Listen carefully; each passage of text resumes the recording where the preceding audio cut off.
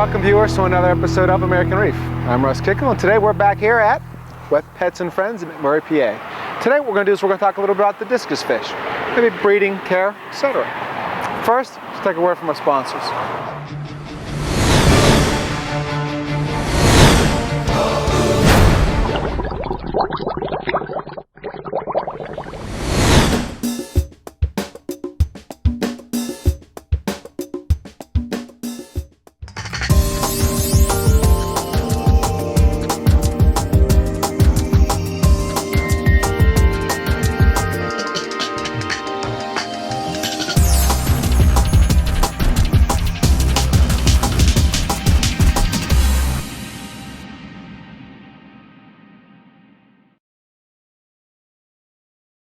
So, last time we were talking about the discus, right? Yes. I'm hooked. Meaning, I've always wanted it, and now that I see them, they're cool, right? This is one of the show tanks in the store. It's my 120-gallon discus show tank. Basically, I have, what I try to do in here is just show a small variety, very small variety of what I could get in. And I chose the solid species, which would be like the snakeskin blue diamond or blue. There's some solid blue diamonds in here. Some of the golden albino millennium gold, super red melon, yellowface super red melon, red white ogons, the white butterflies. Now this one does have a pattern, but still would be more in the solid class, which a lot of solids don't show the vertical bars either, and a lot of people don't know that. Even when they're young, they don't have any vertical bars, which is nice. And that's actually what I do some breeding of some of them downstairs in the basement, which I'll show you later. But I chose these to breed in the store, the solids, because even at a small size, they show off pretty much what they're going to look like, only get even brighter. A lot of the other pretty species, when they're younger, just are brown with vertical bars, and they don't get that color or pattern until they hit about 3.5 to 4 inches. So that's why I chose these certain ones, these types, to show off and to breed here for the store. Okay, now with discus, are they all general like a hardy fish, or are there some that are more aggressive? Yeah, you know what? It's frustrating to me because they get a bad rap as being a fish that's very tough to take care of and keep. But I actually keep my discus in a show tank right here. The pH can go as high as 7. I keep it anywhere between 6.4 and 7.0. Temperature at 84, and other than that, everything else is the same as other fish. Really? So it's not that big of a deal with. I keep going back to the Asian discus, but they seem to have a more wide range of, they're just hardy and more tolerable. And it allows you to put a lot of other different fish in with them as well in those parameters, and not be stuck with just acidic, warmer water fish. You are still limited in what types of fish to put in there because of their temperament. They are somewhat of a shy fish as far as they don't like bigger, fast-moving fish in the tank with them. So as a result, I really like putting in like rummy nose tetras, neon tetras, cardinal tetras. We do some cory cats, some ornamental plecos are in there, some different loaches you could put in there, and we even put in other species of the cichlids, like the dwarf German blue rams and the gold rams do real well with them. So you still have a big variety of what you can add with them, even though you are limited to some you cannot. And now, again, for me, I always figured, hey, if I can keep a reef, I can keep discus. You definitely could. I mean, as far as I'm concerned, if you could keep a reef tank successful, you could do this in your sleep, to be honest with you. I really do feel that way. So you're saying that really pH is the key in temperature? Yeah, and like I said, you'll read that they have to be at 6.0 to 6.4, and these don't. I mean, I have anywhere from 5.5 up to 7.0, so that's a pretty broad range to play with, which is not too bad. And then your temperature, once you set the heater, it's set. You don't have to worry about that. So keep your nitrates down, just like I feel you should for any tank. And so really is no difference as far as I'm concerned. So the water change, 30% water change weekly kind of thing? Now when you're raising them up, and it's that way, again, everything I'm telling you should be done for every species of fish. But maybe a little bit more so detail oriented with discus. If you buy babies, to get them to grow and get these massive sizes that they have capability of achieving, like these are young adults in here. Some of my breeders downstairs are 9 inches. These are probably like anywhere from 5 to 6.5. do a lot of water changes. Now, yes, Right. you can do just a weekly water change of 30%. Right. You could do a monthly water change of 30% and we're still Right. fine. But if you want to get that optimum growth, color, and size, you can even do 50% every day if you Right. wanted to. Well, in my reef tank, right? Yeah. What I do is I actually do daily water changes. See, and that's it, and we push that in our store too. Right. We feel the best way to take care of fish in general, fresh, salt, whatever. Right.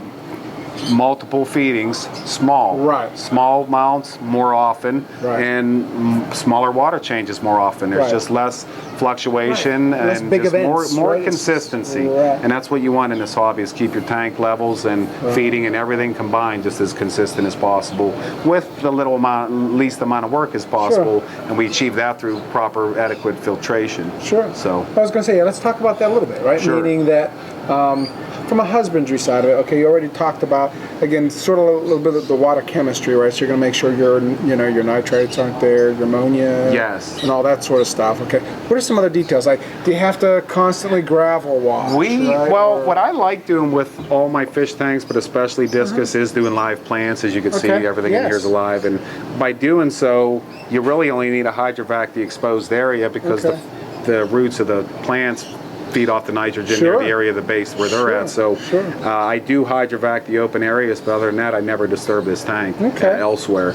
I like that. Yeah. Hydrovac.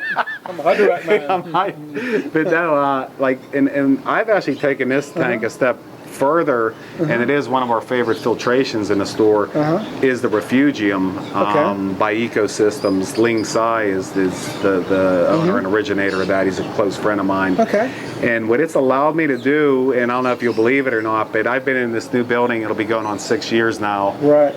And ask me how many water changes on this tank I've done with this Zero. Eco. I've actually done about 10 or 12 there you go. in 6 years, and that's pretty amazing because I have it heavily stocked. As you can see, there's probably 15 adult Discus in a 120-gallon tank, and at least 100 combined tetras in there. Right. Now, the live plants have somewhat to do with that, but I really feel it's a big part of his systems. I mean, I don't even think with a wet dry filter you could get away with that small amount of water changes. Right. And everything stays really nice and healthy. Kidding. Yeah. Well, maybe that's a good break. We'll take a break and let's go actually check out the Refugium. Sure. And you kind of go over some of the details there a little bit.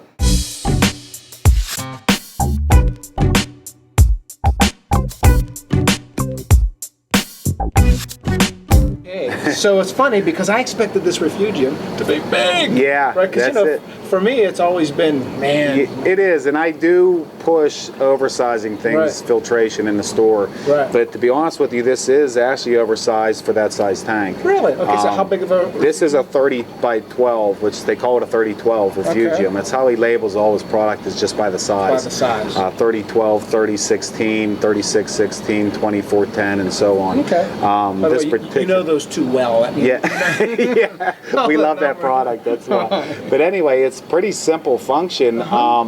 So first of all, the purpose of a Refugium, right, for all those people who don't know, is basically to remove the harmful waste out of the water and to provide some beneficial microorganisms to the tank. Pretty much in a nutshell. When you say harmful waste, ammonia, nitrite, nitrate, and that's the big key, is the nitrate. Most all your filters you buy nowadays are designed to remove ammonia and nitrites. Right. But if they're working properly, they're actually producing nitrates, and then you got to do your water changes to remove them. Right. With this type of filtration, the root system of the live plants moving at a slow level, your flow rate slows down through here. Have an exposure time to the roots and the plants, feed off nitrogen, just like we use nitrogen to fertilize our lawns and shrubs and trees and bushes. Same theory. It's lowering the nitrates, so because of that, spreads out your water changes. So 10 times every 6 years is a good thing, right? Yes. Now, that is the truth, what I told you, but we do recommend more than that at home. I don't have time to do it here, but what's nice about it is I've proved that it can handle even doing those limits, so that's what's nice about it. Very much so. Okay, so coming through here, then, if we kind of follow water, then. Okay. How much water, first of all, do you have flowing through? It doesn't look like a lot, and it does, and it's basically because of the dividers, and there's some openings in there just allow it to break differently at different levels instead of all coming through blasting in one level. Right. So I actually, believe it or not, have 1,200 gallons per hour running through here. Really? Because what we like doing in our store is trying to hit a 10 times turnover ratio of gallons per hour, which allows your whole entire body of water of your tank to run through the filter 10 times every single hour, and that's how you get that polished water, healthy fish, and heavy dissolved oxygen in the tank. So, but because of the way this is designed with the different walls and slots and baffles, it takes the water through there at a slower level in this main area to give it exposure time. So basically you're running out of the tank into a 100 micron sock. How often do you clean that? That one, it depends on the tank, depends on the load, and depends on your water changes, but here I probably change that once a week. Okay, yeah, because again... They do. I mean, it's meant, and the higher the micron, the more you'd have to change it because it's going to grab even finer particles. So right here it's once a week, and what we actually recommend to the customer is one sock comes with the unit, and just buy another one, and we just rotate them, and we do clean them by hosing them off and then just putting them in a mild bleach solution for about just literally 10 to 15 minutes, then rehosing them, let it sit till the next week till you just change it with the other one. See, it's fine because for the reef tank right now, I change my socks every 2 days. Yeah, that would be, it is. For freshwater, it definitely backs off from, I don't know what it is or what about the reef, but it does seem to have to be changed. Yes, it does. And one thing we do too, cheating a little bit, we have people, if they don't have the luxury of being home, they travel or whatever, you could cut little tiny notches at the upper part of that sock. So if you're not there, so it doesn't start coming out the top, it's still going to be forcing through that sock, but if it, some of it can, you know, escape through those slots. Like a relief valve, yes, so to speak. Yes, that's right. Great so it helps. Yeah. Okay, so it's coming down through the sock. Yeah, and then over in this side, you can actually add other media. I have a carbon bag in there right now, but you can run peat moss, you can run your phosphate reactors over there, or pretty much anything you want. CO2 system, kalkwasser, if it's a saltwater system, and so on. But now for the discus, we just run, I would recommend carbon and peat moss. Okay, carbon and peat moss. Yes. So you don't have the phosphate issues that you have like in the reef systems? You can. You don't seem to have it as high as, you know, other than what's coming in your tap water. Sure. But again, the phosphates don't seem to affect the algae growth as much as it would in a saltwater tank. Okay, very good. And I think it's just from the live plants being in there combating it, to be honest with you. That makes sense. So you can see how clean the tank was. And this is clean. I've never even wiped those side or back walls up there ever. Just the front glass. It just doesn't grow. So it's just really nice. Yes.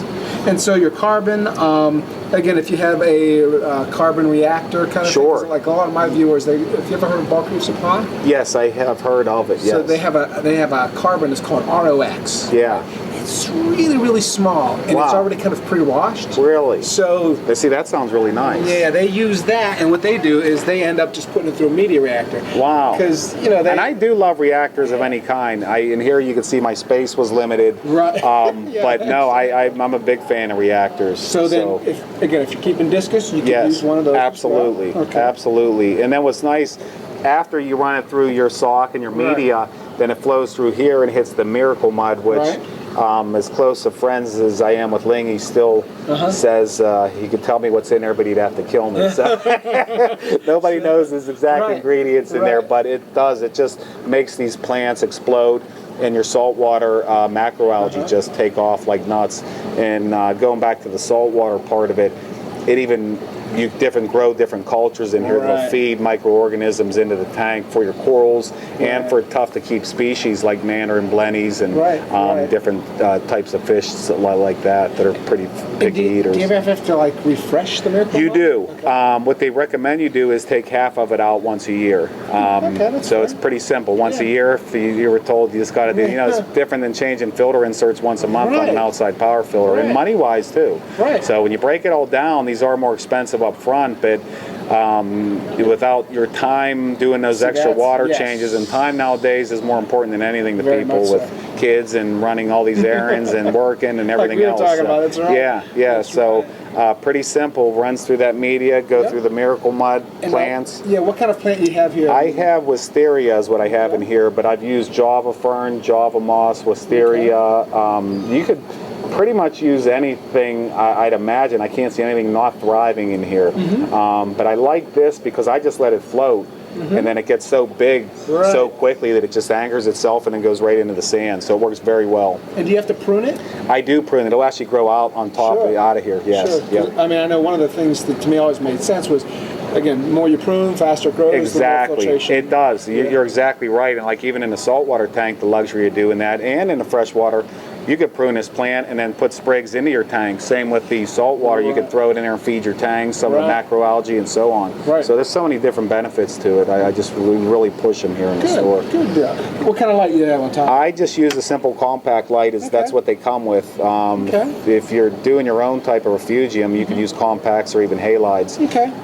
But they come with the compacts, which is a nice energy efficient light. And is it we do run that 24 hours a day. There you go. Yes, and they used to, when he first started, say have the refugium lights kick on when your tank lights go off.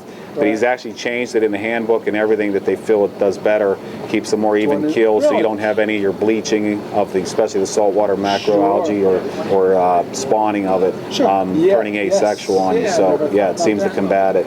And in general, the light that comes with it, what's the Kelvin rating? On this, they usually do just pure 10,000 K. Yeah, they just want just like for growth. 4,000 No. 5, 6, No. Yeah, 6,500 or 10,000, you could choose.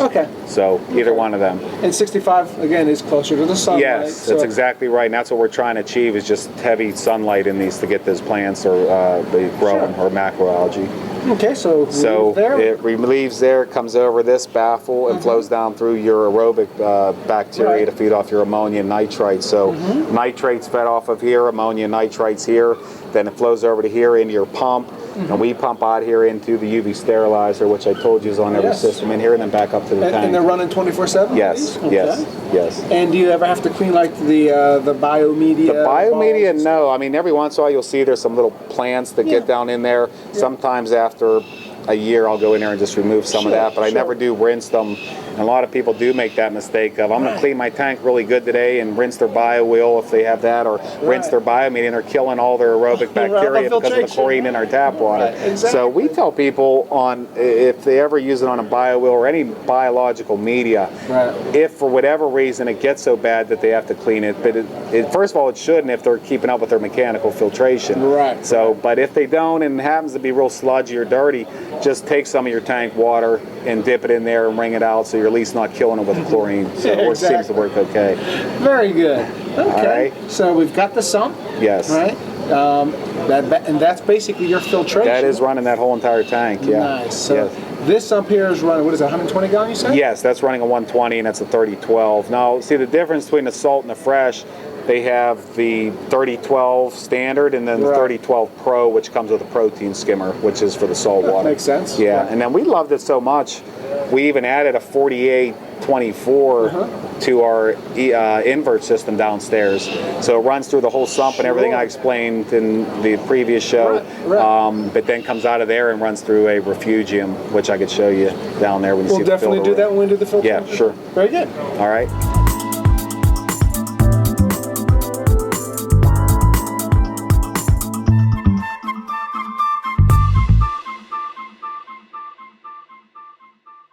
Okay, so we covered filtration. Yes. Now, if I'm going to keep a discus fish, like I'm trying to go through the checklist. Right? Sure. We know, like in reef tanks, more water is better. Is it the same? Yeah, it is. We do like larger bodies of water. Just the size the fish get to. Like I said, they could hit up 9 inches, 10 inches. But even the ones that don't get quite that as large, you'll see just having the volume. But we feel the biggest thing about having volume of water, the waste is more diluted, temperature doesn't fluctuate as easily, your water changes don't have to be done as often. See, people think it's the opposite. I'm doing this kind of X amount of work on a 20 gallon. What would a 200 gallon be like? But everything's so diluted, yes, you have more leeway with your levels. So yeah, we do always push that on any size tank, any type of species of fish. Now, is there a minimum? I would say 55. So 55 is the small size tank? Well, you could do like a 30 gallon if you only want a couple. But the big problem is people get hooked real quick. Yeah, I already see. You come in here and just buy 2 of these and see all the different patterns. They always want more. And then you have to either get a bigger tank or they're just stuck and then come in here and get teased all the time from the not being able to buy stuff they see. But that's another thing we take pride in. A lot of places you go to, you see some beautiful fish in their show tanks. Then you go to see what you're able to buy and I can't get that in, or that's going to be hard to get in. But you'll see here the varieties I get anything in that show tank in, and we try to get stuff in 3 different size ranges: 2.5 inch size, 3.5 to 4 inch, and then 5 to 6 inch size, which are really nice intervals of sizes that still can all be mixed with each other too. That's what I was going to ask. Can you mix and match? You can. The only thing you got to watch is that's going back to having a big enough tank. If you have a little 30 gallon, you don't want to stick a 6 inch discus with a lid. That's right, because they are cichlids. But the other thing would be during feeding, the larger fish, make sure your little fish are getting enough to eat, and just try to do some target feeding. But they grow almost to adult size within about 10 to 14 months. So, so lots of water changes? Yes, and that gets them there. That's right. One thing I do recommend with discus, I do stop at the 2.5 inch size because I feel anything smaller than that, first of all, you may end up with a runt and not know it. And also, just the immune system and the sturdiness of the fish starts at about 2.5 inches. So better success, I wouldn't go smaller than 2.5 with discus. And I don't carry anything smaller than that. Now you mentioned food? Yes, food.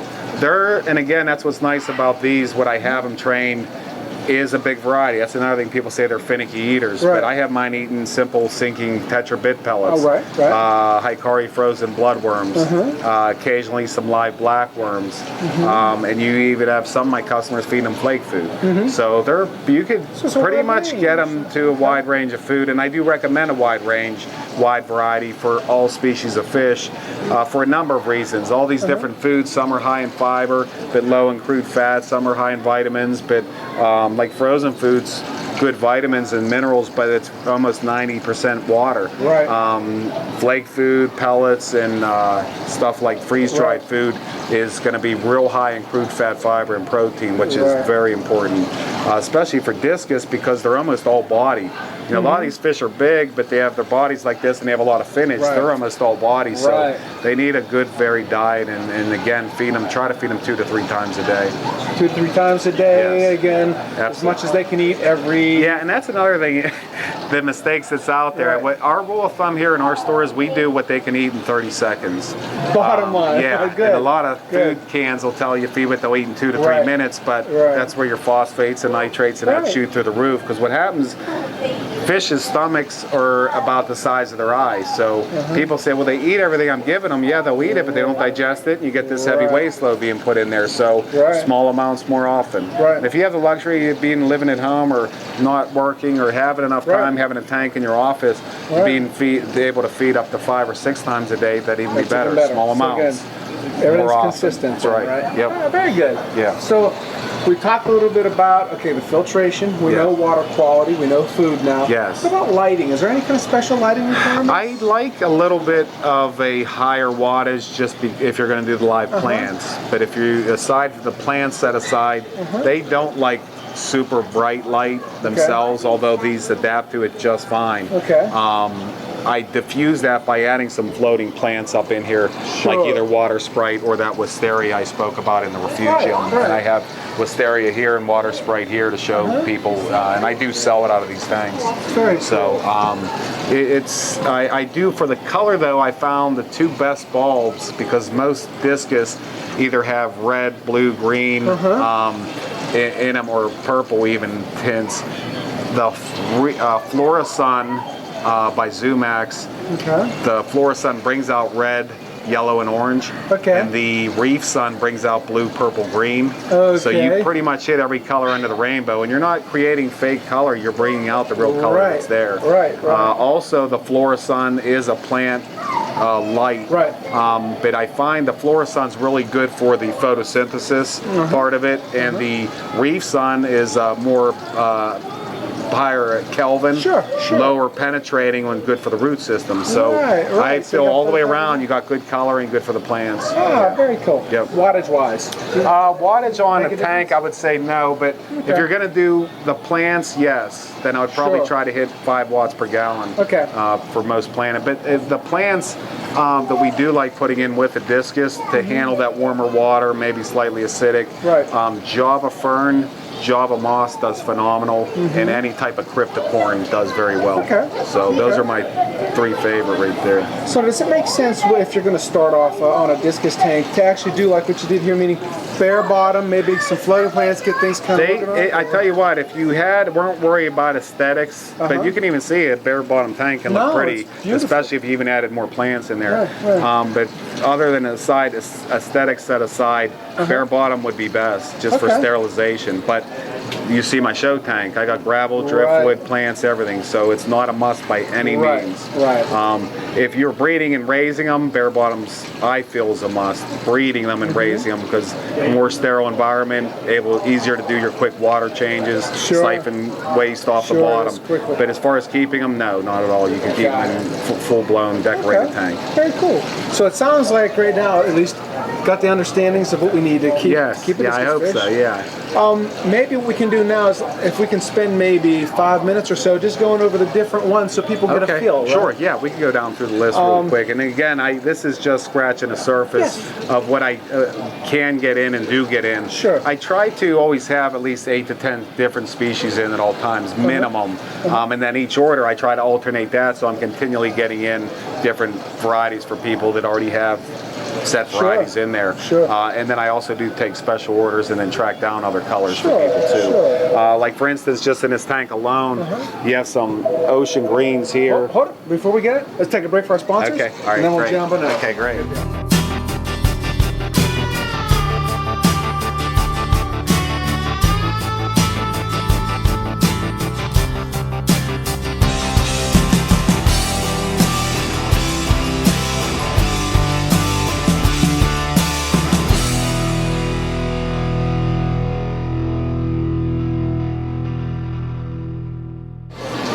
So before I so rudely interrupt. No, that's okay. I got ahead of myself. I get excited when we talk discus. Oh, this is cool, actually. So show me what and there's 2 ocean greens, actually 3 ocean greens in here. There's 1, 2, 3, and then there's 2 blue diamonds. You can see them when they're side by side. That's more greenish and that's more blue. Ocean green, blue diamond. Now that's called an albino checkerboard. Then this one here is a pigeon snakeskin. Yellow face, super red melon. This is a cross between a snakeskin and a blue diamond. They call them a blue scorpion, which is a very nice fish. And this is called a red golden diamond. Kind of get that golden cast up front, red on the edges. A very pretty fish. That's just one tank. Oh, also I have the yellow diamond in there too. So that's just one tank of varieties there. Some of the 5 to 6 inch stuff. Now again, we'll say as far as sturdiness wise, they're all the same? That is, yes, that's one thing I could say. Of all these different colors, there's not one I would say is hardier than the others, which is nice about the Asian type discus that I carry. Everything's pretty even keel. Okay, so show me some more. Okay, over here there's some super red checkerboards, which some will develop a more solid pattern, some will stay more of that checkered pattern. I like those. Over here, leopard snakeskins, which has more of a golden background body with the smaller red dots. Over here is a very similar fish, but blue background with the larger polka dots. They call them red diamonds or red leopards. And then here's the red white ogons, like I had in the show tank. Red body with a white dorsal, white face.